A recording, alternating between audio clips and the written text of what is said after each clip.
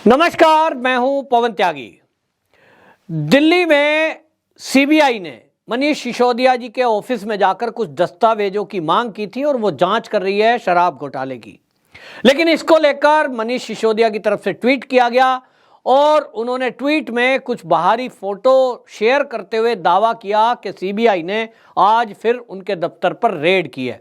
हालांकि सीबीआई और कुछ मीडिया ने इसका खंडन किया और उन्होंने कहा कि सीबीआई की तरफ से ऐसा कुछ भी नहीं कहा गया है। कुछ दस्तावेजों की उनको आवश्यकता थी और इसको लेने के लिए कुछ अधिकारी वहां गए थे। ये रेड नहीं है, रेड होती है तो पूरा ऑफिस बंद करके और उसको खंगाला जाता है, वैसा कुछ भी नहीं हुआ। लेकिन अब सवाल यह है कि जब रेड हुई नहीं तो इसको रेड क्यों कहा जा रहा है। असल में मनीष सिसोदिया जी बार बार ये घोषित करने की कोशिश कर रहे हैं और साथ साथ केजरीवाल जी भी कि केंद्र सरकार उनके पीछे जबरदस्ती पड़ी हुई है। वो कट्टर ईमानदार पार्टी है, ठीक से काम कर रहे हैं, लेकिन केंद्र सरकार उनको काम नहीं करने दे रही है। एक तरफ मनीष सिसोदिया सीबीआई पर आरोप लगाते हैं और वो ये कहते हैं कि ये सीबीआई मेरे घर, मेरे गांव, मेरे लोकर तक खंगाल चुकी है और इसको कुछ नहीं मिला। हालांकि सीबीआई की तरफ से पहले ही बता दिया गया है कि जो शराब घोटाले की एफआईआर दर्ज है उसमें आरोपी नंबर 1 मनीष सिसोदिया हैं। मनीष सिसोदिया कहते हैं कि साहब हम तो शिक्षा का काम कर रहे हैं, शिक्षा ठीक से कर रहे हैं, ये जो है सरकार हमारा काम रोक रही है। लेकिन सवाल ये है कि आप शिक्षा की बार बार बात कर रहे हैं, शराब नीति और शराब जो घोटाला हुआ है वो भी तो मंत्रालय आप ही के पास था। तो आबकारी घोटाले की जांच जब सीबीआई कर रही है, उसमें कोई दस्तावेज मांगती है, पूछताछ करती है। और इसमें आपको बता दूं अक्टूबर में 2022 में पहले इनसे पूछताछ हुई थी और सीबीआई ने 9 घंटे पूछताछ की थी। सीबीआई का काम करने का अपना तरीका है, दस्तावेज जुटाए जा रहे हैं और इसमें 14 अन्य आरोपी भी एफआईआर में दर्ज हैं, जिसमें से कई लोग तो जेल के अंदर बंद हैं। 2 कंपनियों का नाम भी इस एफआईआर में है, उनके खिलाफ कार्रवाई हो चुकी है। तो अब दस्तावेज जुटाने के लिए यदि कोई जा रहा है, अब ये ट्वीट करते हैं, ये कहते हैं जी मेरे दफ्तर फिर पहुंची है, मैं इनका सीबीआई का स्वागत करता हूं। जब स्वागत कर रहे हैं तो फिर इस तरह की बातें क्यों कि ये क्यों आ रहे हैं, बार बार आ रहे हैं, मेरे यहाँ कुछ नहीं मिल रहा है। मेरे घर में 10 बार कोई आ जाए, अगर मैं पाक साफ हूं तो फिर डरने की और बौखलाने की जरूरत क्या है। लेकिन आप देखें कि जब से ये सरकार बनी है, एक तरफ एलजी को लेकर तकरार है, दूसरी तरफ केंद्र के मुद्दे जो हैं उनको लेकर के केंद्रीय योजनाएं, कभी वो कहते हैं थैले पे अपना नाम छापेंगे, हम तो घर घर राशन बांटेंगे तो उसमें 2 रुपए ऐड करेंगे। अभी फिलहाल एलजी साहब से भी विवाद चल रहा है, जिसको लेकर केजरीवाल जी ने कई सारी वीडियोस अपने ट्विटर हैंडल से ट्वीट की हैं। लंबा चौड़ा लेक्चर उन्होंने दिया। उन्होंने कहा देखिए जो हाई कोर्ट है दिल्ली की उसने भी कहा, एडमिनिस्ट्रेटर कहा है और जो है जी सुप्रीम कोर्ट ने भी कहा है, लेकिन जो दिल्ली के एलजी हैं उन्होंने बहुत गंभीर आरोप लगाया। उन्होंने कहा कि एलजी कहते हैं कि सुप्रीम कोर्ट मैं ही हूं, जबकि ऐसा वर्ड उन्होंने कभी भी यूज नहीं किया। ये बात अलग है कि एलजी हर चीज को देखते हैं और वो उनका काम है। वो सुप्रीम कोर्ट ने भी ये टिप्पणी की थी जब केस गया था, तो उन्होंने कहा भाई देखिए ये जो है यूनियन टेरिटरी है, पूर्ण राज्य नहीं है और इसलिए एलजी साहब का दखल तो रहेगा, उनके बिना परमिशन के आप यहां कोई काम नहीं कर सकते। तो अभी फिलहाल का विवाद किस बात पे है, ये फिनलैंड में दिल्ली के कुछ शिक्षकों को वहां टूर पर भेजना चाहते हैं और ये कह रहे हैं कि ये जो टूर है ये ऐसा नहीं है, वहां की शिक्षा के स्तर को हम सीखना चाहते हैं और फिर दिल्ली में उसको इंप्लीमेंट करेंगे। इस पर एलजी साहब ने रोक लगा दी है, क्योंकि इसमें लाखों रुपए का खर्चा होना है अगर शिक्षकों को विदेश भेजा जाए।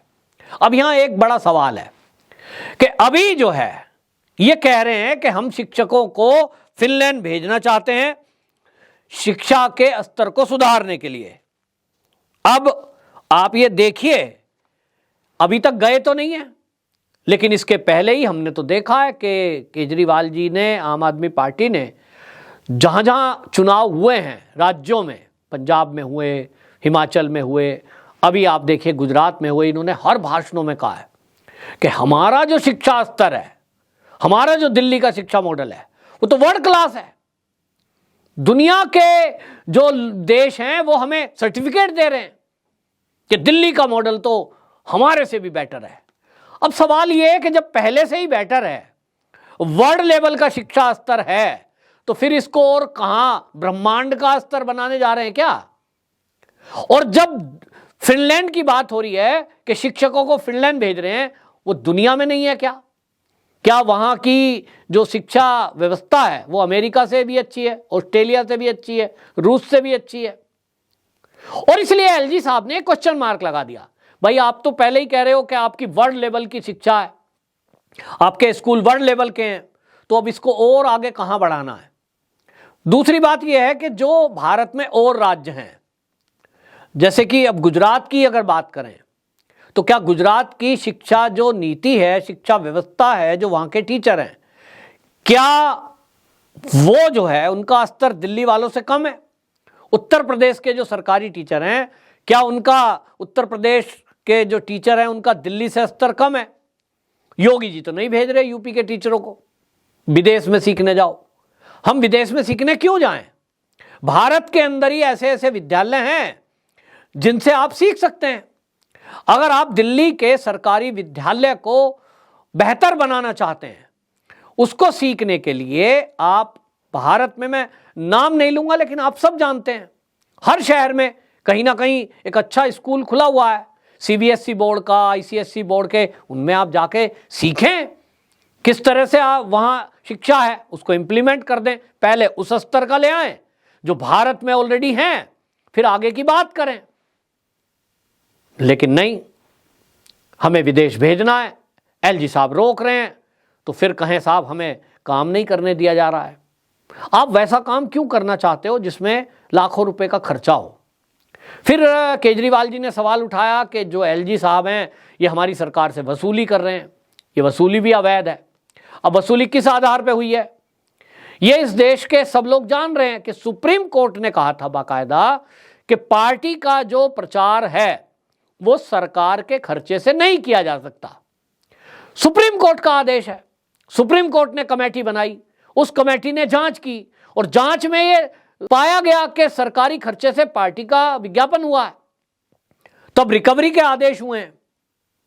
अगर ये नहीं होंगे तो फिर तो हर राज्य के सरकारें यही करेंगी, करती भी हैं, कानून में छूट है, पता ही नहीं चलता घपले का। अब यहां दिल्ली है, दिल्ली में भाजपा है और भाजपा ने इन चीजों को पकड़ा है और उन्होंने कंप्लेंट की और इसके बाद चीजें खुली। तो एक चीज थोड़ा ही है, कितने सारी चीजें खुली हैं यहां पर दिल्ली में। अब उनकी जब जांच होती है, जांच में पता लगता है कि साहब जो इनके मंत्री हैं जेल के अंदर बंद है, उनका केस लड़ने के लिए भी सरकार के खाते से खर्चा जा रहा है। अब उस पर कहते हैं कि साहब वो क्योंकि मंत्री हैं। तो बीजेपी सवाल पूछ रही है कि मंत्री क्यों हैं? आप ही के मंत्री एक गौतम जी थे, राजेंद्र गौतम, उनका इस्तीफा ले लिया उनके कार्यक्रम में शामिल होने मात्र से।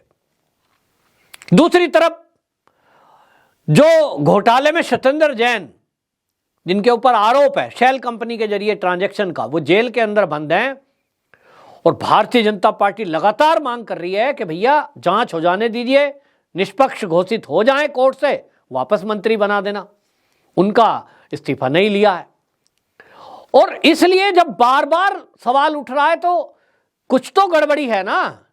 नहीं है तो आप सुप्रीम कोर्ट में चैलेंज कर दो, भाई अभी आपको 10 दिन के अंदर पैसे जमा करने के लिए कहा गया है कि भाई रिकवरी होगी, आपको जो है पैसे जमा करने पड़ेंगे, तो 164 करोड़ रुपए जमा कराने मत कराएं केजरीवाल जी। अगर आपको लग रहा है कि एलजी साहब ने गलत आदेश दिया है, इनके अधिकार क्षेत्र से बाहर है और यह आदेश गलत हुआ है, तो आप क्या करें, कतई 1 रुपया जमा ना करें। और अगर जो है फिर एलजी साहब के आदेश से आम आदमी पार्टी का कार्यालय सीज होता है या संपत्ति कुर्क का कोई आदेश होता है, उसको चुनौती दे दें, सुप्रीम कोर्ट फैसला करे।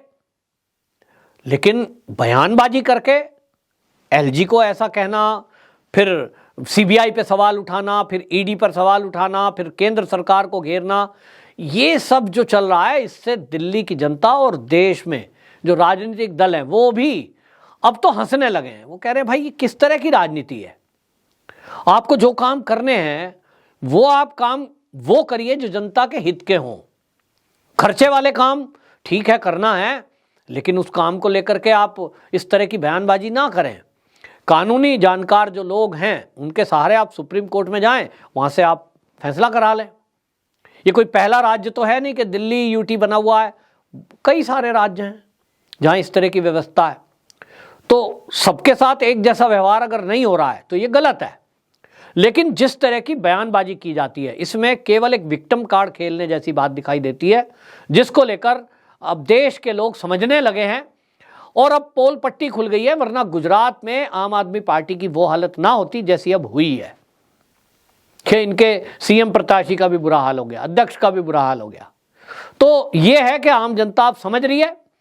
अब ये कुछ भी बहानेबाजी करें, वो बहानेबाजी चलती नहीं है। और एलजी साहब जहां तक है, जो कानून के जानकार लोग हैं, उनका कहना यह है कि वो हर वो काम उस तरीके से कर रहे हैं जो कानून सम्मत है। कानून के इतर जाकर वो कोई काम नहीं कर रहे हैं, क्योंकि उनको भी पता है कि जरा भी कोई काम इधर उधर हुआ तब वो सुप्रीम कोर्ट में चैलेंज कर दिया जाएगा। तो कुल मिलाकर के सीबीआई के सूत्र ये कह रहे हैं कि अभी हमारी जांच जारी है, किसी को क्लीन चिट नहीं मिली है। जैसा ये कहते हैं कि मेरे को क्लीन चिट है, मेरे साथ तो कुछ मिला नहीं है, वो कहते हैं हमें बहुत कुछ मिला है, लेकिन अभी जांच चल रही है। जांच के बाद तय होगा। सीबीआई का जांच करने का तरीका, या जो संस्थाएं होती हैं, ईडी है, कोई और है, उसका अपना तरीका है, बहुत चीज़ों को डिस्क्लोज नहीं करते हैं। लेकिन उन्होंने कहा है कि जब तक हम पूरी तरह जांच करके क्लीन चिट ना दे दें, तब तक कोई भी ऐसा नहीं कह सकता कि मैं निर्दोष हूं। इसका मतलब साफ है कि मनीष सिसोदिया जी को सीबीआई ने क्लीन चिट नहीं दी है, कभी भी जेल जाने का नंबर आ सकता है। वंदे मातरम।